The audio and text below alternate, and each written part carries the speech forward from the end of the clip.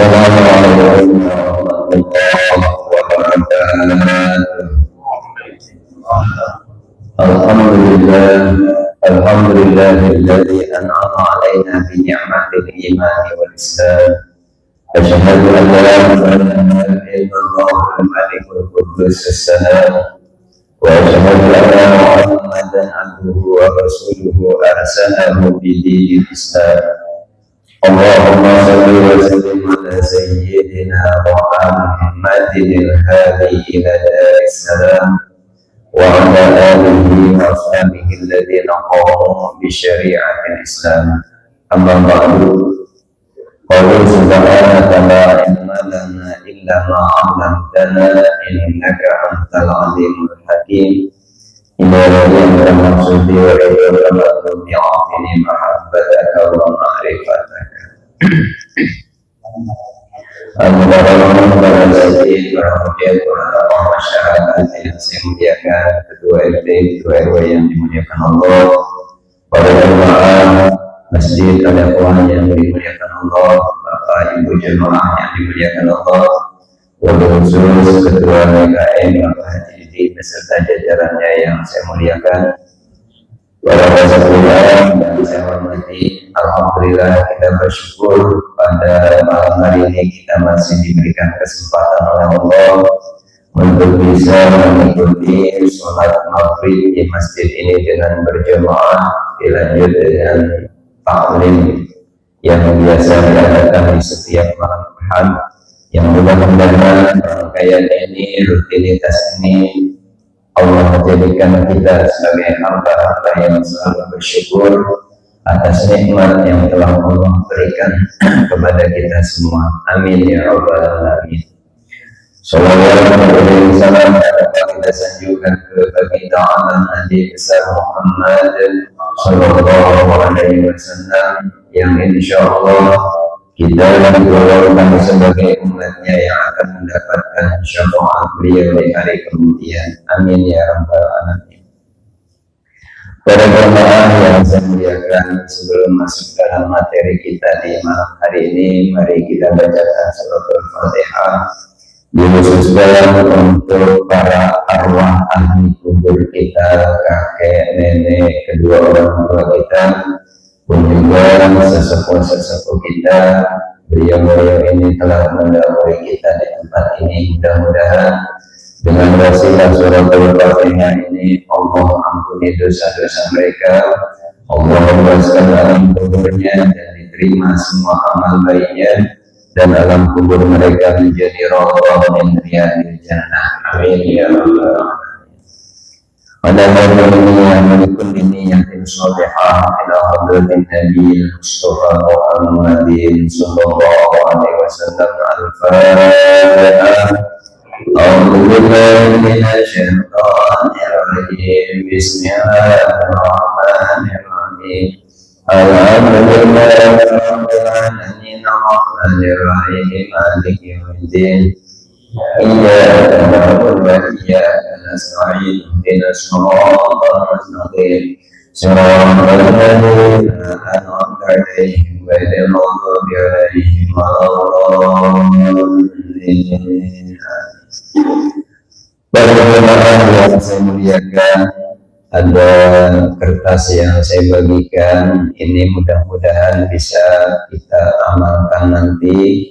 Ini mayoritas hadis yang di dalam ini adalah hadis Sahih Muslim dan juga Sahih Bukhari. Nah, jadi insya Allah ini ada 3 hadis yang kita bahas. Mudah-mudahan selesai 3 jam ke depan. Ya Allah, yang pertama hadis terkait dengan mempergunakan kesehatan dan waktu terluang dengan sebaik-baiknya. Hadisnya Rasul bersabda, qala Nabi sallallahu alaihi wasallam, ni'matani maghbunun fihima katsirun minan nas, as-sihhatu wal faragh. Terjemahannya, ada 2 macam kenikmatan yang kebanyakan manusia dapat tertipu. Itu kata kuncinya. banyak manusia atau kebanyakan manusia dapat tertipu oleh keduanya. Apa itu? Yaitu kesehatan dan waktu kosong atau waktu luang. Nah, dua hal ini sering kita lupakan. Orang ketika dalam kondisi sehat, kayaknya dia lupa akan kondisi akan sakit nantinya. Makanya orang dia akan tahu nikmatnya sehat ketika dia sakit. Ketika orang itu sakit, baru merasakan bagaimana nikmatnya sehat. Betapa nikmatnya sehat ketika orang itu sakit. Makanya ketika orang mendapatkan sakit, itu berarti dia sedang mendapatkan ujian. Berarti ujian itu bukan hanya dalam kondisi sakit, dalam kondisi sehat pun juga ujian. Kayak kita sekarang ini kan pada sehat semuanya. Ini kalau ngeliat mukanya, muka habis kurban semuanya ini. Apa enggak kebagian hewan kurban ya Mas? Apa enggak kebagian daging kurban? Alhamdulillah kebagian semua ya. Termasuk saya juga alhamdulillah. Pak Agus membela saya. Alhamdulillah santri saya udah ngambil ke sini. Dan alhamdulillah bahwa sehat itu akan terlihat nikmatnya ketika kita dalam kondisi sakit. Makanya bagaimana ketika dalam kondisi sakit? Ketika dalam kondisi sakit, ini berarti kita sedang mendapatkan ujian. Ujian apa? Ujian kesehatan. Berarti orang yang diberikan ujian dalam hal sakit ini mengingatkan bahwa kau diberikan sakit, waktu kau sehat apa saja yang kamu kerjakan. Ketika kau diberikan sakit, kau tidak bisa sholat, kau tidak bisa berjamaah, kau tidak bisa sholat dengan sempurna, kau tidak bisa berjamaah, kau tidak bisa ikut ngaji. Itu ketika kita dalam kondisi sakit, itu yang akan terjadi sama kita. Makanya ketika kita dalam kondisi sehat, ayo, ini dijaga nih. Kata siapa? Kata Kanjeng Nabi kepada Ibnu Mas'ud, kepada Abdullah bin Umar, Ibnu Umar. Ya. Kata Kanjeng Nabi, ya Ibnu Umar, wahai Ibnu Umar, idza amsayta falatan taziri sobah. Ini nanti ada kaitannya dengan kesehatan. Idza amsayta falatan taziri sobah, wa idza asbahta falatan taziri masa. Wahai Ibnu Umar, ini sebenarnya kaul Ibnu Umar dari Kanjeng Nabi. Jadi Ibnu Umar meriwayatkan, mengatakan ini dari Kanjeng Nabi. Idza amsayta falatan taziri sobah. Apabila kamu berada di waktu sore, jangan nunggu datangnya waktu pagi. Artinya apa? Nggak usah nungguin datangnya waktu pagi kalau kamu berada di waktu sore. Gunakan saja waktu kosong kamu. Ini kaitannya dengan Al-Farad nantinya. Gunakanlah waktu kosong kamu di waktu sore itu untuk apa?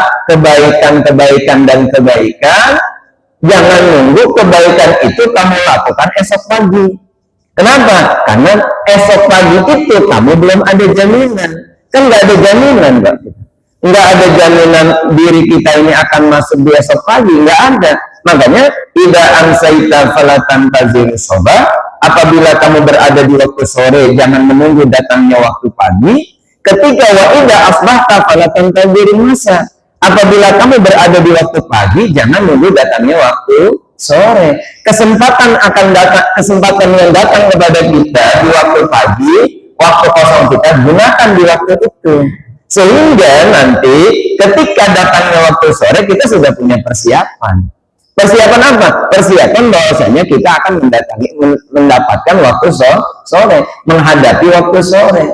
Waktu sore itu apa? Sunan Kalijaga pernah mengatakan bahwa kata beliau, kita ini sebenarnya sedang menunggu datangnya waktu sore. Kanggo sebo mengko sore gitu. Kanggo sebo mengko sore. Untuk persiapan untuk datangnya waktu sore. Waktu sore yang dia gambarkan di situ adalah waktu di mana kita ini sudah hampir menjelang akhir. Akhir apa?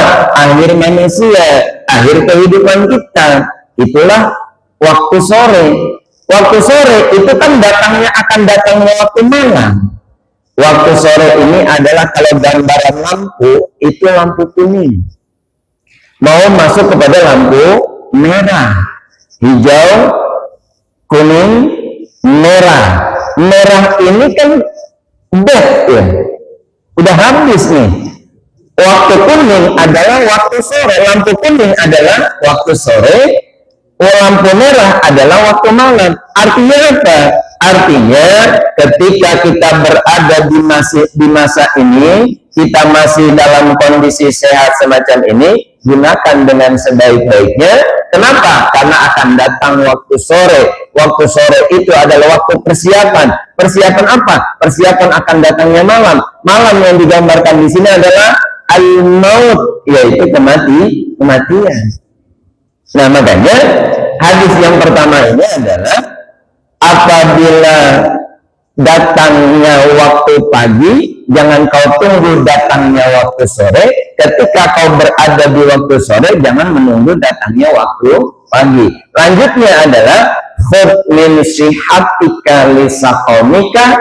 Ini yang masuk pada hadis yang pertama tadi itu, bahwa katsirun minan nas as-sihhah wal faragh, bahwa kebanyakan manusia ini, kita ini termasuk, adalah orang-orang yang tertipu dengan apa? Satu, dengan waktu sehat, dalam kondisi sehat. Jadi kondisi sehat ini tidak digunakan dengan sebaik-baiknya. Kenapa? Karena suatu saat kita akan sakit. Makanya kata Ibnu Umar, khudh min sihatika li saqamika, ambillah masa sehatmu, gunakanlah masa sehatmu sebelum datang masa sakitmu. Artinya, sebelum datangnya waktu sakit, kita sudah persiapan. Persiapan apa? Persiapan mental ketika kita menghadapi waktu sakit. Kenapa? Karena orang ketika dalam kondisi sakit itu pasti banyak ngeluhnya. Itu pasti. Iya ya, kemarin mah sehat, kemarin mah sehat, nggak digunakan buat ini, nggak digunakan buat berjamaah, nggak digunakan buat ngaji, nggak digunakan buat silaturahmi. Itu dalam kondisi sehat, tidak digunakan.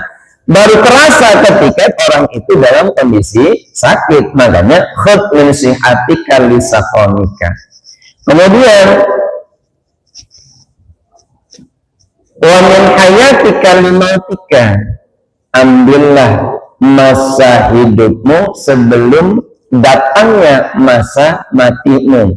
Artinya tadi khud, ambillah, wa idza asbahta fala tantaziril masa wa idza amsayta fala tantazirus sabah. Apabila kamu berada waktu sore, jangan tunggu datangnya waktu pagi. Ketika berada di waktu pagi, jangan tunggu datangnya waktu sore.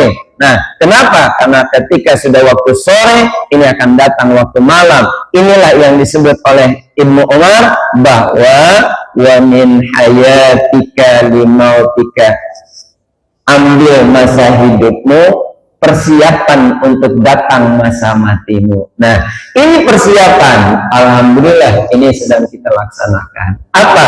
Kita mempersiapkan apa datangnya waktu sore. Mengko tanggo sepo mengko sore. Persiapan untuk datangnya waktu sore. Waktu sore itu adalah waktu menjelang maghrib, waktu menjelang kematian. Itu yang bisa.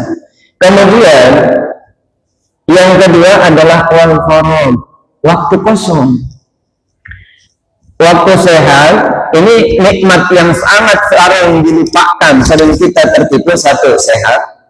Yang kedua al faragh, waktu kosong. Waktu yang kosong pada diri kita ini, terkadang kita lebih banyak menggunakan waktu kosong itu buat nyantai, buat apa lagi? Ya, ngobrol. Buat ngobrol. Tapi kalau ngobrolnya ngobrol akhirat, itu luar biasa. Kalau ngobrol janda, itu tidak biasa. Ini kan rada-rada nantinya. Jadi gimana? Kalau ngobrolnya ngobrol lillahi ta'ala untuk Allah, kemudian untuk akhirat, untuk di masa yang akan datang, ini luar biasa. Tafakur namanya. Kita mentafakuri apa yang ada dalam diri kita, maka itu akan menjadi buah. Buah apa? Buah untuk menggapai akhirat. Sekalipun di malam hari kita cuma ngobrol begitu saja, tapi niatnya lillahi ta'ala. Apa kata sebagian ulama? Sebagian ulama mengatakan bahwa orang yang di tengah malam dia ngobrol terkait dengan lillahi ta'ala, terkait dengan tafakur kepada Allah, itu lebih baik daripada ibadah sittina sana, bahkan lebih baik daripada tahajud yang dikerjakan di malam itu. Berarti bagaimana? Sudah malam-malam ngobrol saja sambil ngeropi. Ya. Ngerokok jangan ya. Sambil ngopi. Nah itu bagaimana? Ketika orang berada di waktu malam, ketika itu Allah turunkan rahmatnya, Allah turunkan nikmatnya, luar biasa Pak. Maka gunakan nih kayak hadis semacam ini, tafakurin di malam hari, yakin penuh ada hikmahnya. Ayat Allah terkait dengan surat-suratnya, ayat-ayatnya, ayat yang kita baca. Contoh tadi Imam baca idza zulzilatil ardu zilzalaha. Itu ditafakuri itu, Masya Allah, nanti akan mendapatkan kenikmatan luar biasa, dan itu lebih baik daripada ibadah sholat tahajud di malam itu. Kenapa? Kita mentafakuri ayat Allah. Dan jadi yang pertama, hadis terkait dengan sehat dan ada waktu sehat dan waktu kosong. Ini kebanyakan manusia tertipu. Ni'matani maghbunun fihima katsirun minan nas as-sihhatu wal farah. Satu hadisnya. Yang kedua, hadisnya adalah ini kaitannya dengan fikih. Kalau tadi terkaitan dengan adab terkait dengan kesehatan, ya, sehat waktu kosong. Dan terkait dengan waktu kosong, al-faragh, itu kan Allah sudah katakan, fa idza faragta fansab. Fa idza faragta fansab. Apabila sudah selesai kamu melaksanakan sholat, maka isi. Apabila kamu sudah melaksanakan ini, maka siap-siap untuk mengerjakan yang itu. Jadi faida faragta fansab, apabila ada waktu kosong cepat-cepat diisi. Kenapa? Karena ketika dalam waktu kosong itu setan akan masuk ke dalam pikiran kita. Pikiran-pikiran kita akan macam-macam di situ. Lebih-lebih di tengah malam pegang HP, Masya Allah. Yang ada itu kebuka yang lain-lain. Melihat TikTok kita kuat 1 jam. Melihat YouTube kita kuat 2 jam. Tapi melihat Al-Quran setengah jam boro-boro. Ya, itu biasanya begitu. Nah, ini waktu faragh. Kemudian yang kedua, hadis yang kedua, ini terkait dengan cuka sangat baik buat kesehatan. Ini dalam pandangan kesehatan. Nah, cuka yang dimaksud di sini, ya nanti kita baca hadisnya. Qala Nabi sallallahu alaihi wasallam an Jabirin radhiyallahu anhu anna Nabi sallallahu alaihi wasallam sa'ala ahlahu al-udma faqalu ma indana illa khallun fada'a bihi faja'ala ya'kulu wa yaqul ni'mal udmu al-khallu ni'mal udmu al-khallu. Rawahu Muslim. Saya baca terjemahannya begini. Ini hadis dari Imam Jabir radhiyallahu anhu bahwa Nabi SAW telah menanyakan kepada keluarganya tentang lauk pauk ya, tentang lauk pauk. Mereka lalu menjawab, kami tidak mempunyai lauk pauk kecuali berupa cuka. Nah, Nabi meminta cuka tersebut lalu memakannya sambil bersabda, sebaik-baiknya lauk pauk yaitu cuka. Hadis riwayat Muslim. Ini Nabi datang kepada seseorang, datang kepada keluarganya, berarti cuman yang ada di rumah itu, makanan yang ada saat itu cuman cuka. Supaya tidak menyakiti orang yang punya itu, maka Nabi mengatakan, inilah cuka ini sebaik-baiknya makanan. Emang nggak ada lagi, makanan cuma itu doang. Nah, ini menggambarkan bahwa Nabi itu respect kepada kondisi. Nabi respect kepada kondisi, respon kepada kondisi, sehingga ketika ada sahabat datang kepada kanjeng Nabi, itu kan sudah terlihat apa yang dituju.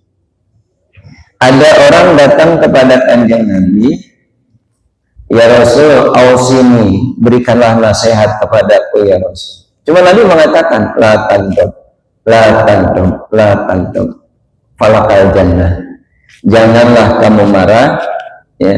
Janganlah kamu marah, maka kamu dapat surga. Kenapa Nabi mengatakan semacam itu? Karena orang yang bertanya ini termasuk temperamen ya. Temperamen, ya. Termasuk orang yang temperamen. Nah, sehingga dengan Nabi mengatakan semacam itu, berarti orang ini punya temperamen yang tinggi, sehingga kalau ini dia lakukan tidak marah, maka dia akan mendapatkan surga. Jadi dengan dia tidak marah ini, dia akan mendapatkan balasan. Balasannya adalah kebaikan di dunia adalah kebaikan yang nanti dia rasakan ketenangan, di akhirat dia mendapatkan balasannya adalah surga. Jadi Allah memberikan nanti kepada orang tersebut surga, karena Nabi sudah katakan falakal jannah, maka kamu dapatkan surga. Nah, begitu pula hadis ini bahwa Rasul bertanya kepada keluarganya, faqalu, mereka bertanya, ahlahu al-udum, jadi terkait dengan lauk pauk. Ini kira-kira lauk pauk hari ini ada apa nih? Oh ya Rasul, lauk pauk hari ini cuma ada cuka ya Rasul. Maka Nabi ngambil cuka tersebut. Nah, ternyata cuka itu adalah salah satu di antara kalau di kita cuka itu adalah salah satu di antara penyedap rasa. Bapak kalau makan bakso itu tidak pakai cuka, itu kurang enak. Rasanya kurang apa ya? Ada rasa kurang ya? Kurang sedang. Jadi kenapa Nabi mengatakan alhamdulillah? Ni'mal idam alhamdulillah, kata dalam hadis yang lain, ni'mal idam alhamdulillah, sebaik-baiknya lauk pauk itu ada cuka. Nah, itu menggambarkan bahwa dengan yang sekecil itu saja Nabi menghargai gitu. Nabi menghargai makanan yang dikeluarkan oleh keluarganya. Kita, kalau cuka di kita, ini adalah cuka untuk penyedap rasa. Dan itu nikmat, ternyata betul. Saya ketika makan bakso, kemudian ini kayaknya kurang apa? Oh, ini kurang cuka nih, tambahin cuka. Nah, cuka pada zaman Nabi itu biasanya dibuat dari apa? Biasanya dibuat dari, kalau enggak dari apel, dari kurma. Kalau enggak dari kurma, dari anggur. Nah, itu apa fungsinya? Saya searching. Di antara fungsi hikmahnya cuka itu adalah satu, membantu pencernaan.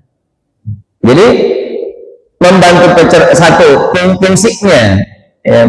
Kenapa kok cuka itu Nabi katakan ni'mal idam alhamdulillah, sebaik-baiknya lauk adalah cuka. Ini hadis riwayat Imam Muslim.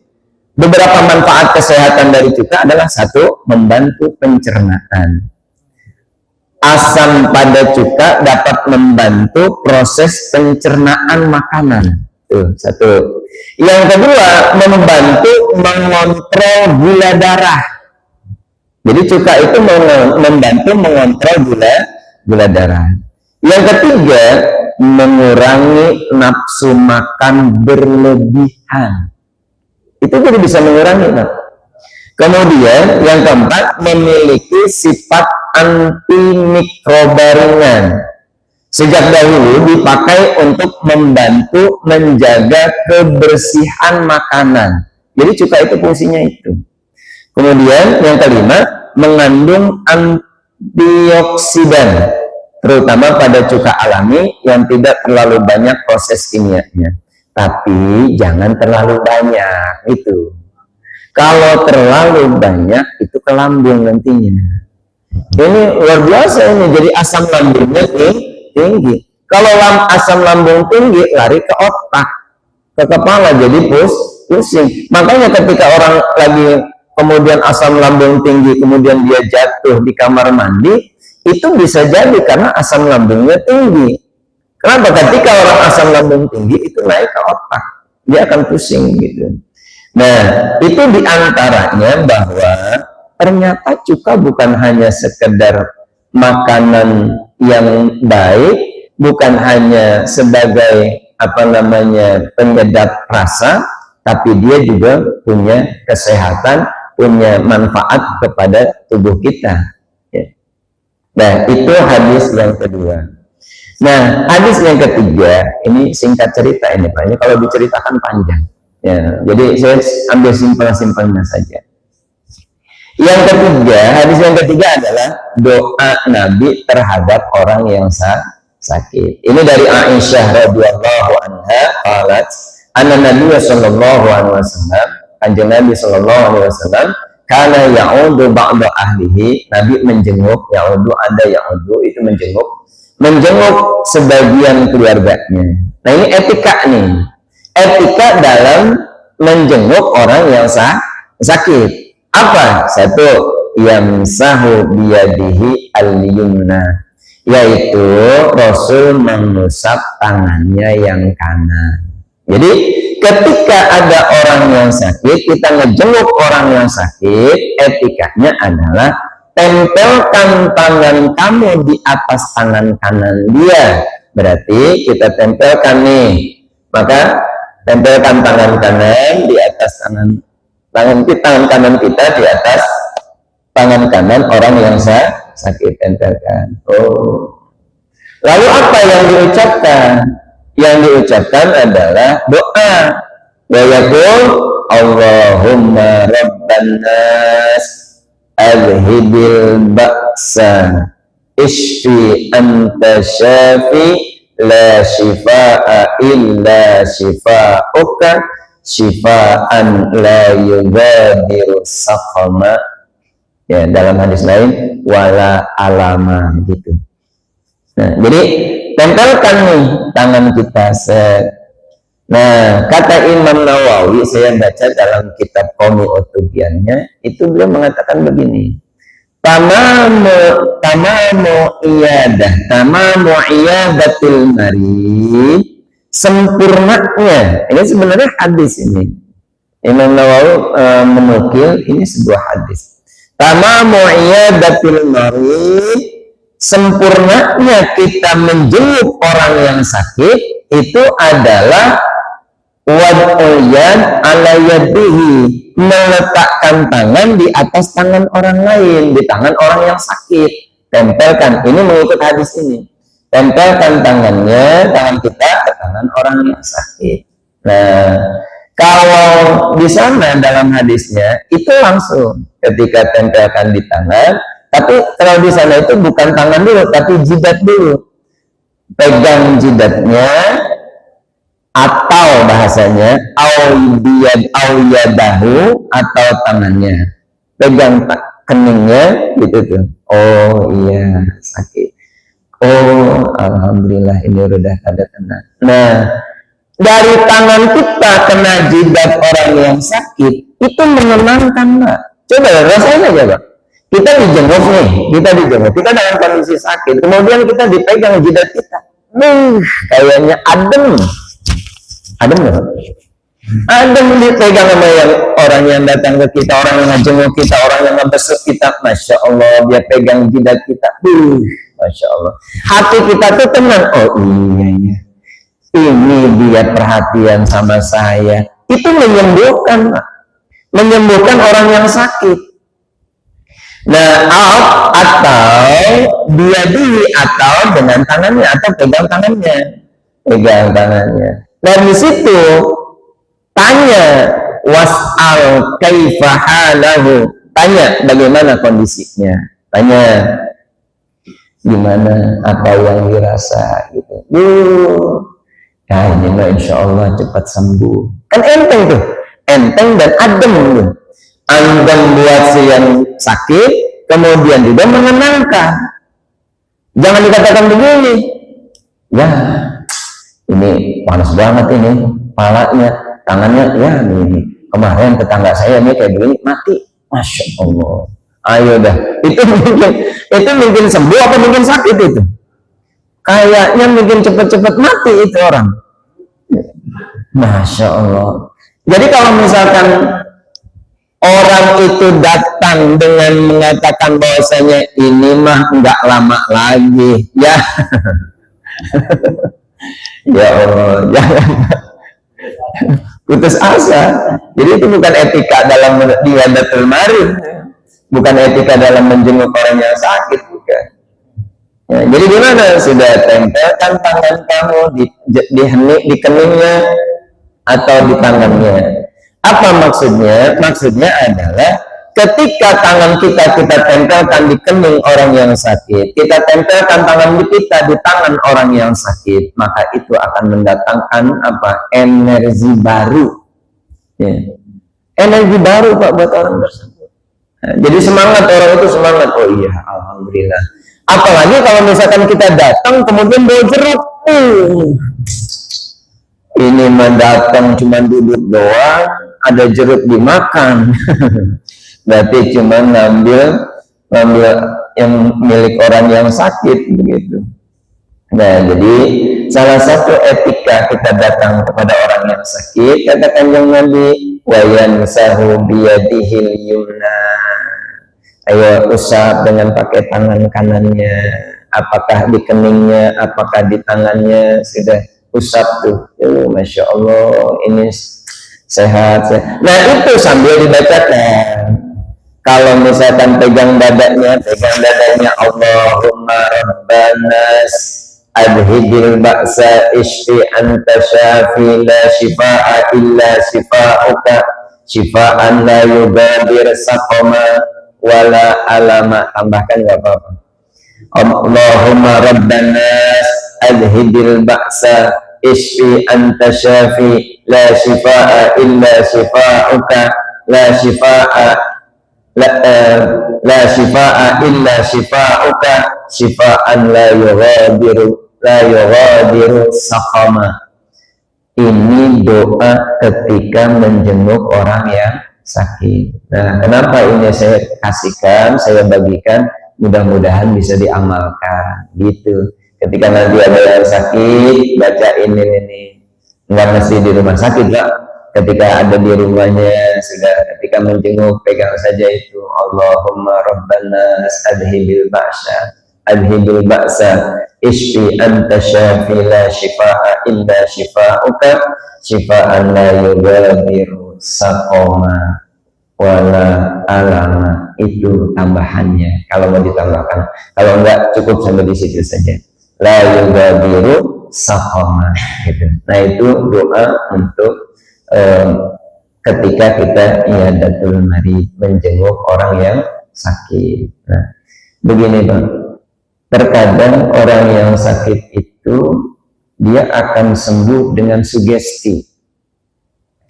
Ada seorang dokter, dia sudah memberikan obat kepada si pasien, ternyata itu obat nggak bikin sembuh juga. Ternyata dari sugesti dokter mengatakan bahwa ya, Pak, ini obat baru nih Pak, dikasih tuh, ini obat baru dan obat ini paten. Obat ini paten. Kemudian dikasihlah sama si dokter tersebut, kasih. Kemudian setelah diminum, karena si yang sakit ini merasa bahwa, wah ini obat paten nih, enak nih, menyembuhkan nih. Ya sebenarnya menyembuhkan itu Allah, itu kembali ke tauhid. Nah yang menyembuhkan Allah. Nah dia mengatakan, dia dari segi itu saja tuh, dokter mengatakan bahwasanya ini obat paten, kan sugesti, sugesti buat orang yang sakit. Maka ketika dia minum obat itu, dia kan merasa, oh iya, ini obat paten. Akhirnya kan lambat laun, bertahap, akhirnya sembuh orang tersebut.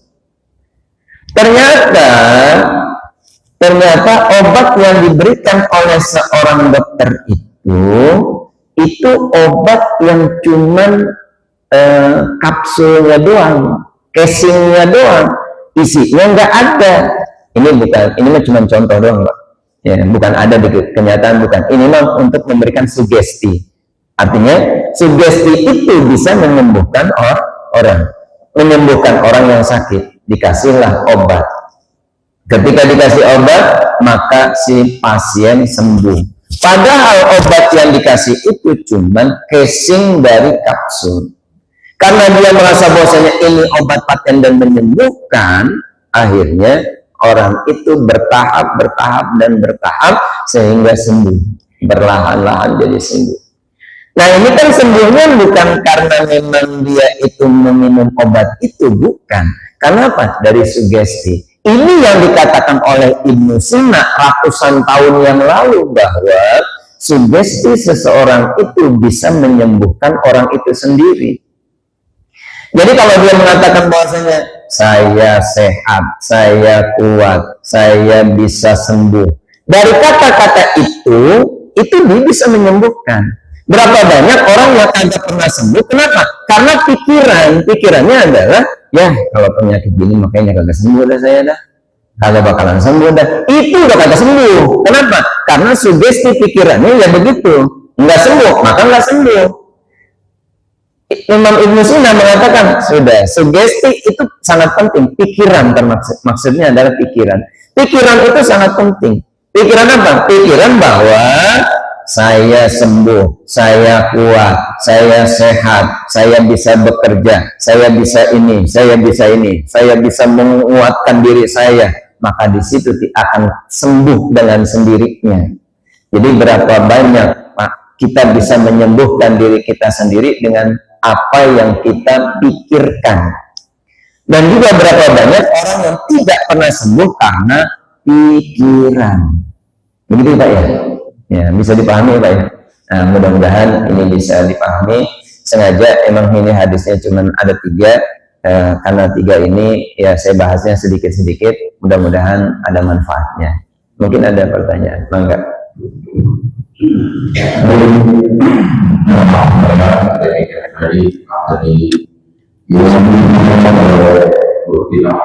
Yaitu tentang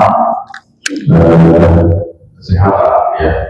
Pertama dari awal yaitu tentang pentingnya kita menggunakan protokol waktu, karena waktu yang berbuang yaitu kontennya sangat merugi bagi kita. Yang kedua adalah juga ya, manfaatnya juga bagi kesehatan kita. Lalu juga rambut, juga kurma, itu manfaatnya luar biasa untuk kesehatan. Ya. Sampai ini ada beberapa materi. Materi tadi ada yang mau menanyakan, kami bersemangat.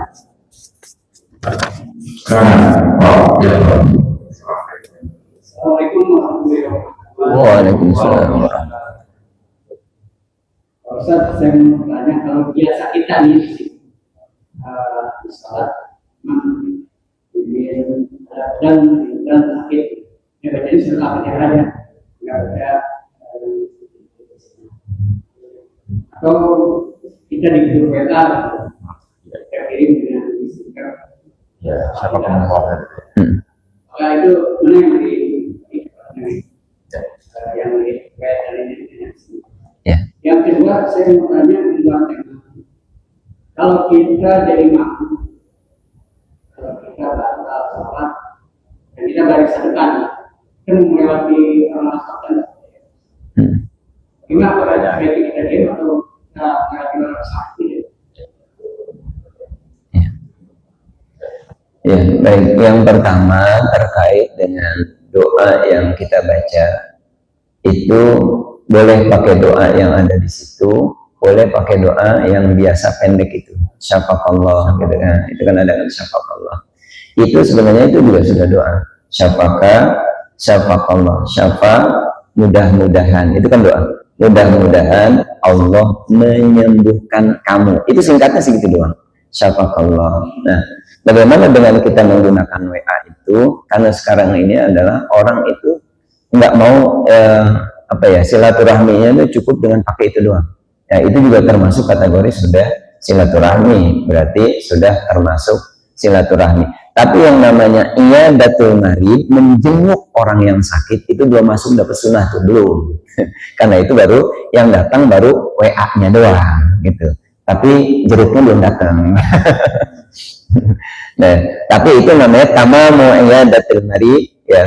Sempurnanya kita menjenguk orang yang sakit adalah tadi kita pegang tangannya, kita pegang jidatnya, kita bacakan doa itu. Nah, jadi itu termasuknya. Jadi doa singkatnya boleh syafaqallah atau pakai doa yang lain juga boleh. Kalau mau pakai yang agak panjang ya itu.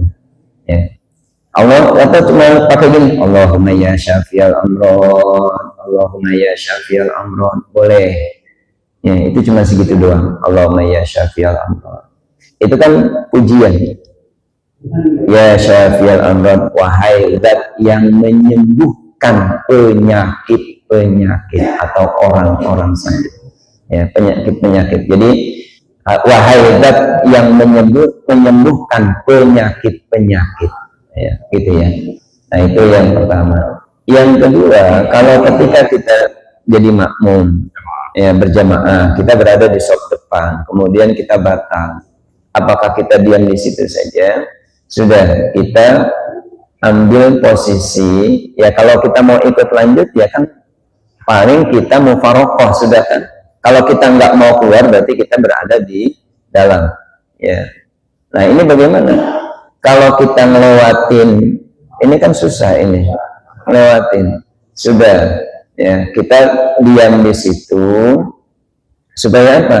Supaya tidak melangkahi orang-orang yang sedang sholat. Nah, cuman ada triknya begini, dan itu dibolehkan, sekalipun itu hukumnya makruh. Tapi kalau makruh dalam kondisi kita sholat itu tidak menjadi, bahkan menjadi wajib. Wajib apa? Wajib ditahan. Kenapa? Karena kita kan tadi batalnya itu kenapa? Karena buang angin. Nah, ketika dalam sholat itu ketika kita sudah masuk dalam sholat, sudah kentut itu tahan saja. Bahkan hukumnya wajib. Wajib apa? Wajib ditahan. Kenapa? Karena kita sudah masuk dalam sholat. Karena kita sudah masuk dalam sholat, sudah tahan saja. Ya. Kan hukumnya kan makruh. Hukum awalnya adalah hukum aslinya makruh. Makruh menahan kentut begitu. Itu kalau ketika kita sanggup untuk wudhu, sudah batalkan saja.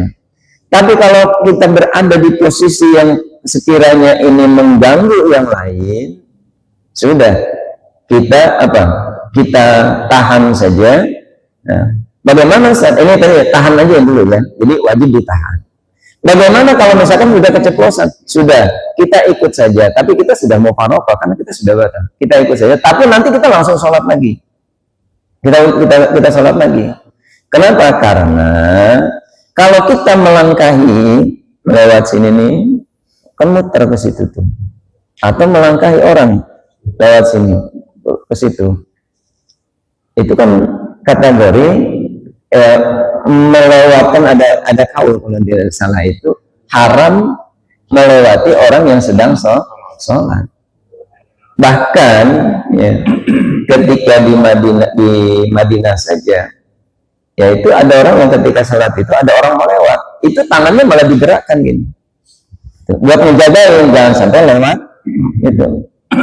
Itu sampai segitunya. Kenapa? Karena nggak boleh lewat di tempat orang yang sholat. Inilah etika. Gitu ya Pak ya. Nah baik.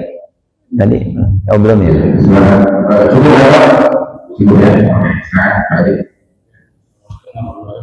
Waalaikumsalam. Jadi bagaimana yang sakit itu katanya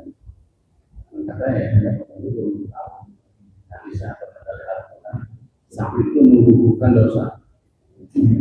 Nah, yang sakit itu kan bukan lama, stroke, itu apakah memang betul menggugurkan dosa? Mohon pencerahan. Iya. Bahwa ma usiba 'abdun bi musibatin illa li dambin lam yughfar illa biha aw darajatin lam yakun yablughuha illa biha. Apabila seorang hamba itu terkena musibah, ada dua kemungkinan. Ya. Jadi ketika kita terkena musibah, baik itu penyakit dan stroke dan sebagainya, itu dua kemungkinan. Satu kemungkinannya aulidan bin lam yughfar illa biha, atau ini dosa lidan bin lam yughfar illa biha, atau penyakit ini untuk menghapus dosa orang tersebut. Mungkin dengan yang lain, ibadah-ibadah yang lain, dosa ini nggak dihapus ini. Sholat belum bisa menghapus dosa orang ini. Puasa belum bisa menghapus orang ini. Kemudian zakat belum bisa menghapus dosa orang ini. Ibadah-ibadah yang lain belum bisa menghapus dosa orang ini. Dikasihlah penyakit sama Allah. Nah itu salah satu antara untuk mengangkat penyakit orang tersebut. Makanya ma usiba 'abdun bi musibatin illa li dambin, kecuali untuk dosa lam yughfar illa biha, yang tidak bisa diampuni kecuali dengan datangnya musibah.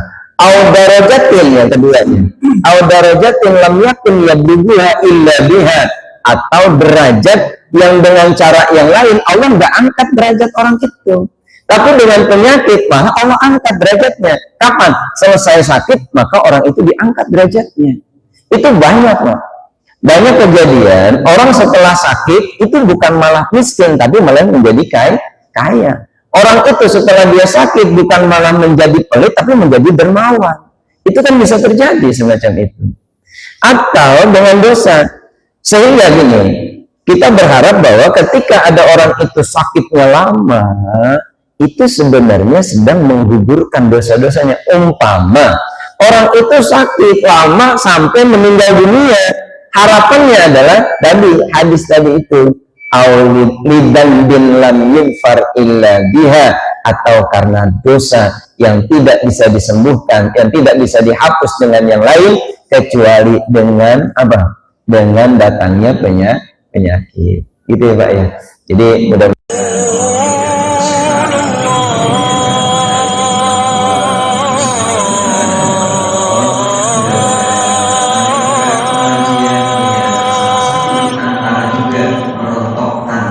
أشهد أن محمد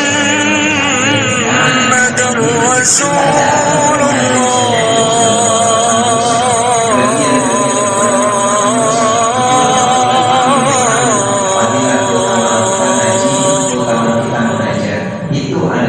حي على الصلاة